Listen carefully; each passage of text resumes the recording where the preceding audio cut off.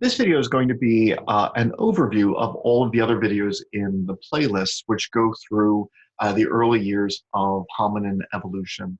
Um, and so if you wanted to see any of these points made in greater detail, by all means, feel free to hit the original video in the playlist. I'm probably going to make mistakes and go back and forth between using the word hominid, which is the old term for all of the human ancestors, to hominin, which there was a meeting where it was decided we're revising this, but probably neither is perfect because hominid can probably be related to the family Hominidae, which includes orangutans, gorillas, chimps, and humans. So hominids in that sense include not only humans, our ancestors, but all of the apes except for gibbons. Hominin is a more narrow group, but that would also then include gorillas and chimps. So I'll try to refer to all of our direct ancestors as hominins. I'll probably mess up and use the older term hominids from force of habit. But once again, that's probably, there are multiple uses out there, so that's probably not a perfect term either. 5 to 7 million years ago, there was a group of apes which broke from the rest of the family tree and are more closely related to humans than they are to chimps. And so if one considers the family tree, 5 to 7 million years ago, that humanity split with our closest living relative chimpanzees. And so from that point on, there was a lineage whose only modern descendant is ourselves. In these videos, if some strange things happen in the background, as I teach some of my classes, one of the things I thought to liven up the class is that I would imagine a summer camp where different hominids went to the summer camp at different years. Seemed like a good idea at the time. And so there are videos which are a little less serious and others a bit more. So there are so many species known in the past 5 to 7 million years, but some are only known in the early years from, say, 4 to 7 million years ago. Others are known, say, 4 to 2 million years ago, and then there's more recent in the past 2 million, the past 1 million years. And so our lineage has a lot of species in it. I mean, today there's only one, Homo sapiens, but there were a lot in the past, and they existed at different times. Who were the first? Who were the earliest members since this branching period? Well, these would be then the ones closest to chimpanzees and the ones which remind us least of ourselves. So while they do start to have human traits, which chimps don't have, at first they wouldn't have many of them, that they would be more chimp than human. And so there are three, I'm sorry, I don't know why Zoom is,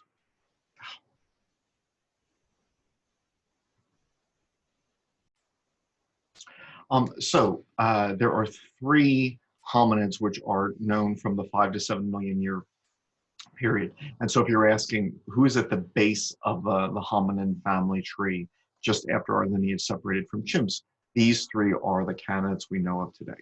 So Sahelanthropus, known from Chad, is one. Very exciting, but a couple of quick thoughts. Exciting because the face is rather flat. That was something that developed over time, that the face did not stick out quite as much. The skull is badly damaged. So the analysis that I have read suggests that the hole for where the spinal cord enters the brain, the foramen magnum, this hole had moved from, say, this orientation, which would mean that the head would be held forward on a knuckle walking quadrupedal animal, and was a bit more here.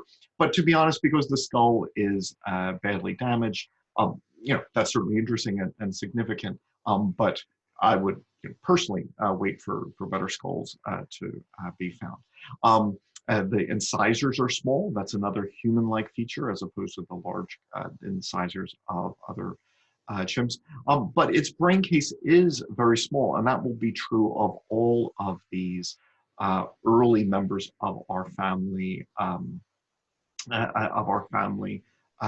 tree. And so Sahelanthropus is one of these early members. And Chad is important in that for decades and decades, people have been digging in East Africa with the idea that when East Africa started to rift, there's a geologic plate where it's rifting apart, and East Africa will, at some point in the distant future, be actually separated from the rest of Africa.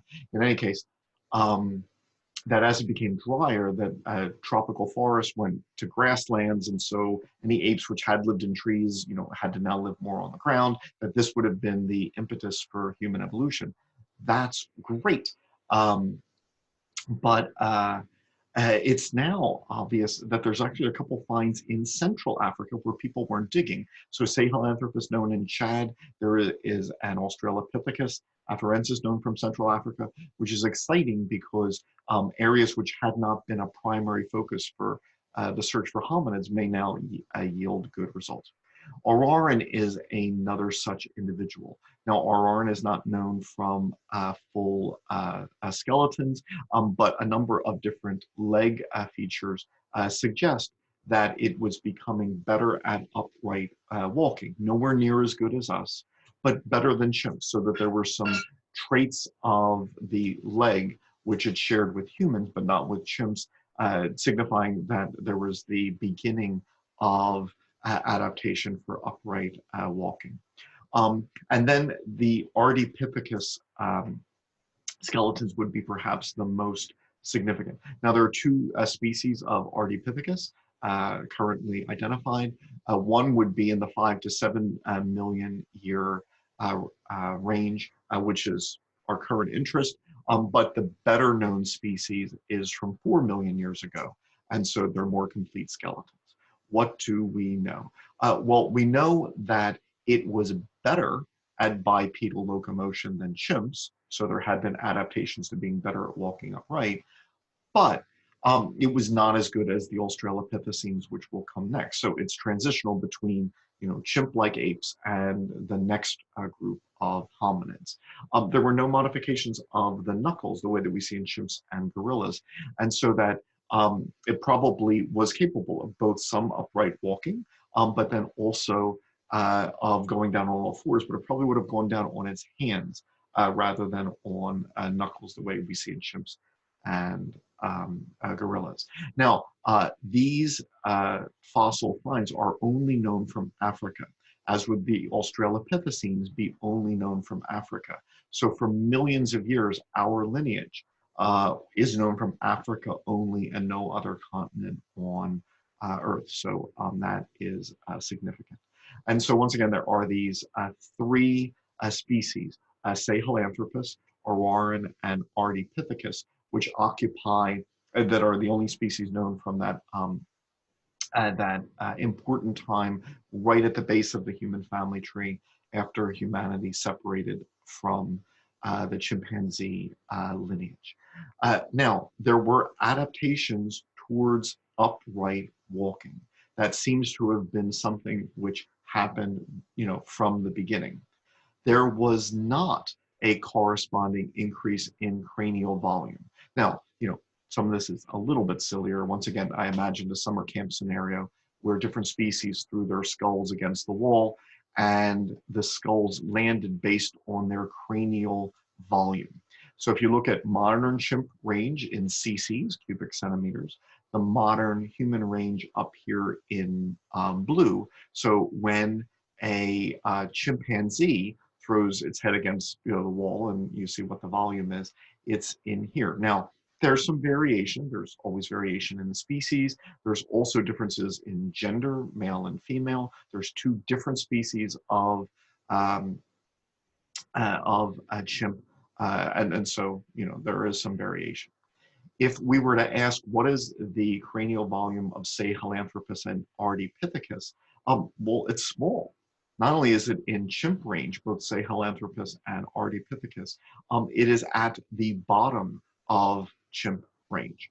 And so their brains were not only small for our lineage, they were even a little bit smaller, compared to modern chimps.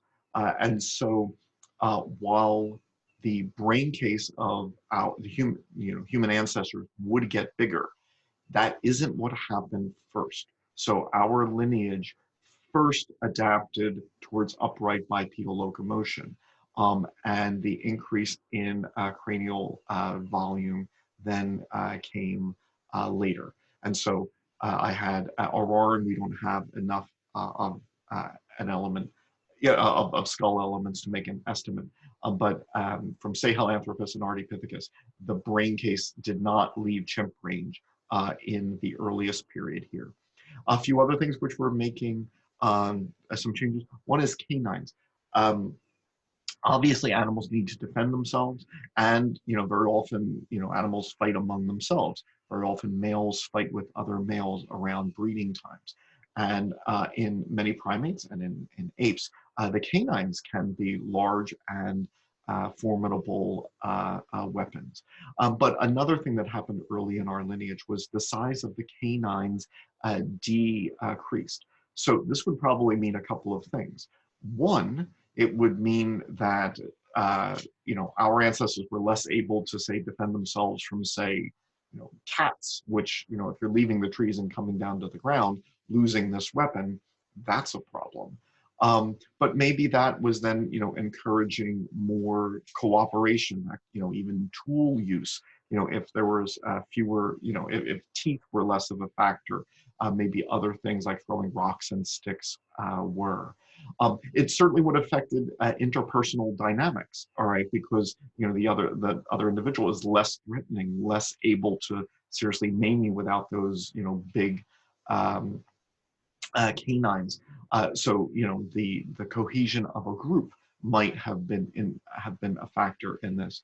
But then also very importantly, as less time was spent in trees where one could feed on, say, leaves and fruit, and more time on the ground where things like roots and more fibrous material is encountered. If you're going to chew, you have to move your mouth side to side. And if you've got these big canines, well, that's a problem. And so that if this lineage was adapting to more terrestrial food sources and more fibrous food sources, which would ultimately, give more nutrients to allow bigger brain growth. Big canines were a problem. And so one of the early things that changed in this lineage was that the size of the canines decreased, and this, probably would have had multiple impacts. And just let me hit a couple of random topics before we jump to the next hominids. So we speak of some organisms as bipedal. So we humans, we are obligate bipeds. We have to move bipedal. We're not very, though we could walk on our hands and feet, we're not very good at it. So we are obligate bipeds. There are animals which are obligate quadrupeds. But then there's animals in the middle. Even chimpanzees can walk on their hind legs a little bit and hold sticks and hold things. Gibbons can walk upright. And so as we look at these groups, it gets difficult because they are not bipedal the way we are, but nor are they obligate quadrupeds. They're becoming better at walking upright at least some of the time. So the term facultative facultative bipeds is probably correct. Now, this could be on the ground, but it also could also be in trees. Remember that Ardipithecus was walking on its hands, so that might be a style of living adapted for living in very large trees. You could walk along big branches, and perhaps then walking on one's palms would be an advantage.